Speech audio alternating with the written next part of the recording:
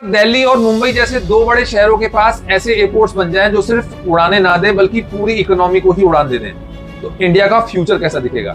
Yes, आज हम बात करेंगे जेवर इंटरनेशनल एयरपोर्ट और नवी मुंबई इंटरनेशनल एयरपोर्ट की, क्योंकि ये दोनों सिर्फ एयरपोर्ट्स नहीं हैं, ये आने वाले दशक में भारत की ग्रोथ स्टोरी को डिफाइन करने वाले इकोनॉमिक इंजन्स बनने वाले हैं। आज के इस वीडियो में हम डिटेल में समझेंगे कि कौन सा एयरपोर्ट ज्यादा इंपैक्टफुल है, इसका इंफ्रास्ट्रक्चर और कनेक्टिविटी फ्यूचर रेडी है और किस रीजन में इन्वेस्टमेंट का असली गोल्ड माइन छुपा हुआ है। तो चलिए सीट बेल्ट को बांध लीजिए, क्योंकि आज हम उतरने वाले हैं इंडियाज एविएशन रेवोल्यूशन की गहराई में।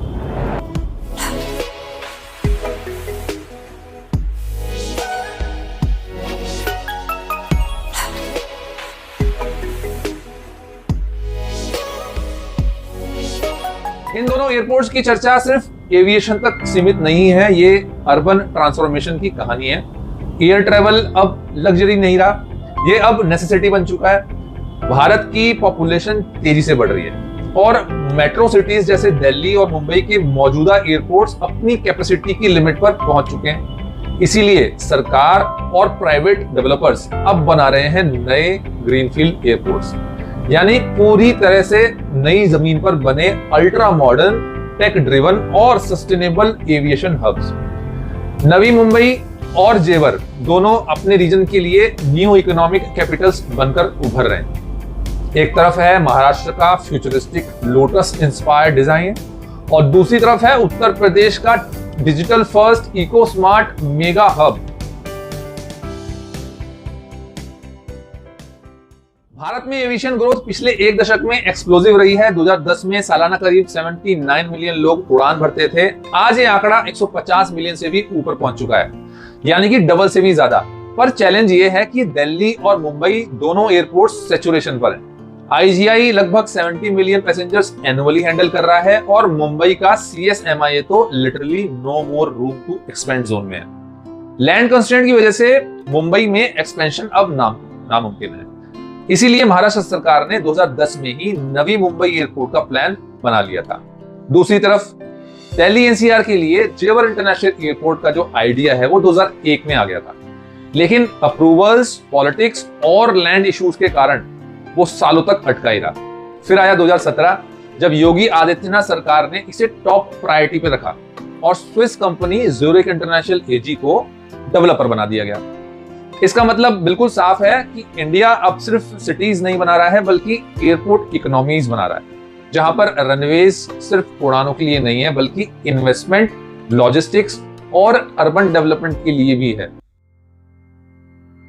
अब सबसे पहले बात करते हैं नवी मुंबई इंटरनेशनल एयरपोर्ट की। तो इसकी लोकेशन है उल्वे, पनवेल के पास, साउथ मुंबई से लगभग 37 किलोमीटर दूर। एरिया है 1160 हेक्टेयर्स, लगभग 2866 एकर्स। कॉस्ट है 19,650 crore. Phase 1 capacity 20 million passengers annually. Full development 90 million तक। आर्किटेक्चर है lotus inspired, vastu aligned, futuristic 66 check in counters, 29 aero bridges, contactless processing and fully automated baggage system, यानी no long queues, only smooth travel. Eco smart design है, 47 megawatt solar power, EV transport, rain water harvesting और water recycling. Phase 1 operations December 2025 expected. अब बात करते हैं जेवर के Noida international airport की। तो ये नॉर्दर्न इंडिया का एक इकोनॉमिक पावर हाउस है। लोकेशन है जेवर, गौतम बुद्ध नगर, यूपी। दिल्ली से 72 किलोमीटर दूर, ग्रेटर नोएडा से 28 किलोमीटर दूर। एरिया है 5000 हेक्टेयर्स। फेज 1 में 1334 हेक्टेयर्स बनेंगे। कॉस्ट है 29,000 से 30,000 crore. Phase 1 capacity 12 million passengers annually.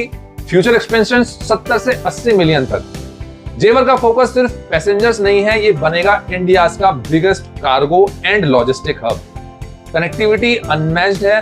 Yamuna expressway, upcoming metro link, IGI to Jewar और आरआरटीएस कॉरिडोर इंटीग्रेशन, यानी ये सिर्फ एयरपोर्ट नहीं है बल्कि एक मल्टी मॉडल ट्रांसपोर्ट इकोसिस्टम है।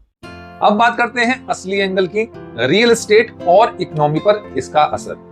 अगर हम नवी मुंबई साइड को अच्छे से एनालाइज करें तो Mumbai already demand heavy market है, सीएसएमआईए ओवरलोडेड है, इसलिए एनएमआईए बनेगा बैलेंसिंग एयरपोर्ट। उलवे पनवेल खरघर द्रोणागिरी में लैंड वैल्यूज 3 साल में 100% तक बढ़ चुकी हैं। MTHL यानी कि Mumbai trans harbour link, coastal road और मेट्रो लाइन 8 इन इलाकों को ट्रांसफॉर्म करते हैं। डेवलपर्स जैसे गोदरेज, अदानी, L&T रियल्टी और हीरानंदानी बड़े स्केल प्रोजेक्ट्स तैयार कर रहे हैं। यहाँ पर शॉर्ट टर्म प्राइस एप्रिसिएशन तेज होगी क्योंकि इंफ्रास्ट्रक्चर ऑलरेडी बना हुआ है।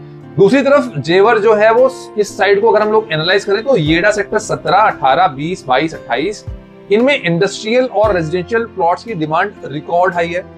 जेवर टप्पल खैर बेल्ट में बिल्डर्स जैसे ATS, गौर और नए जो बिल्डर्स आ रहे हैं वो नए प्रोजेक्ट्स ला रहे हैं तेजी से। और येडा अथॉरिटी कह चुकी है कि इस जोन में 1 लाख से ज्यादा जॉब अपॉर्चुनिटीज पैदा होंगी। लैंड रेट्स पिछले 5 सालों में 200 से 300% तक बढ़ चुके हैं। और अगर आप गौर करें तो जेवर एयरपोर्ट NCR को बैलेंस करेगा। एक तरफ गुरुग्राम मानेसर इंडस्ट्रियल बेल्ट है और दूसरी तरफ है जेवर यमुना एक्सप्रेसवे। मेरे हिसाब से Jewar zone long term 3x 5x growth दे सकता है, जबकि नवी मुंबई जोन जो है वो शॉर्ट टर्म हाई रिटर्न दिखाएगा। दोनों एयरपोर्ट सिर्फ कंस्ट्रक्शन प्रोजेक्ट्स नहीं है, ये एम्प्लॉयमेंट इंजन्स हैं। जेवर एयरपोर्ट अकेले 1 लाख डायरेक्ट जॉब्स देगा और नवी मुंबई जो है वो लगभग उतनी ही पोटेंशियल रखता है। टूरिज्म, हॉस्पिटैलिटी, कार्गो, IT और एविएशन ट्रेनिंग जैसे सेक्टर्स में हजारों अवसर खुलेंगे। एक्सपोर्ट इंपोर्ट चेन्स स्ट्रीमलाइन होंगी जिससे MSMEs को बूस्ट मिलेगा। एनवायरमेंट फ्रंट पर दोनों एयरपोर्ट सस्टेनेबल है। Solar energy, EV mobility, water recycling सब फ्यूचर ओरिएंटेड स्टेप्स हैं। अगर एग्जीक्यूशन ईमानदारी से हुआ, अगले 5 सालों में जेवर बनेगा मिनी लॉजिस्टिक सिटी और नवी मुंबई एक एरोट्रोपोलिस यानी कि airport centred smart city. This is not just infrastructure, it's India's new economic spine. चलिए अब करते हैं असली विश्लेषण, growth projections versus ground reality. वैसे तो इंडिया में मेगा प्रोजेक्ट्स अनाउंसमेंट होना बहुत आसान होता है, पर एक्चुअल एग्जीक्यूशन टफेस्ट हिस्सा होता है। जेवर में रिहेबिलिटेशन और लैंड डिस्प्यूट्स ने पेस धीमा किया है और नवी मुंबई में मैनग्रोव क्लियरेंस और लैंड लीविंग ने टाइमलाइन बढ़ा दी है।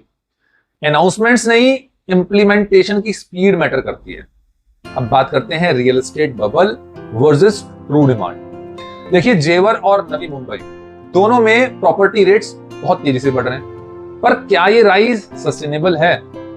स्पेकुलेटिव बाइंग हाई है यहाँ पे, एक्चुअल पॉपुलेशन और इंडस्ट्री बेस अभी डेवलप हो रहा है। इन्वेस्टर्स को समझना चाहिए कि हर एयरपोर्ट के साथ गोल्ड रश आता है, लेकिन हर गोल्ड रश सोना नहीं होता। प्रोजेक्ट्स की सफलता गवर्नमेंट कंसिस्टेंसी पर बहुत ज्यादा डिपेंड करती है। मेट्रो लिंक्स, एक्सप्रेसवेज या टाउनशिप डिले से मोमेंटम जो है वो स्लो हो सकता है। वैसे जेवर जो है वो लॉन्ग टर्म ट्रांसफॉर्मेशन देगा और नवी मुंबई जो है वो शॉर्ट टर्म शाइन जरूर दिखाएगा। लेकिन दोनों की असली ताकत तब साबित होगी जब मास्टर प्लान्स ग्राउंड पर रियलिटी में उतर जाएंगे। This is the fine line between promise and performance. Airport कुछ सालों में बनते हैं, पर उनके इर्द गिर्द इकोनॉमीज जो है वो उनको बनने में 1 दशक लग जाता है। एक्साइटमेंट जरूर रखिए, पर एक्सपेक्टेशंस हैं वो ग्राउंड पे, क्योंकि इंडिया की जो उड़ान है वो तो जरूर शुरू हो चुकी है, लेकिन जो रनवेज हैं वो अभी बन रहे हैं। अगर ये एनालिसिस आपको पसंद आया है तो प्लीज इस वीडियो को ज्यादा से ज्यादा शेयर कीजिए और कमेंट में अपनी राय देना बिल्कुल ना भूलें। रियल एस्टेट विज्ञान चैनल को देखने के लिए आपका बहुत बहुत धन्यवाद। आपका दिन शुभ हो। जय हिंद।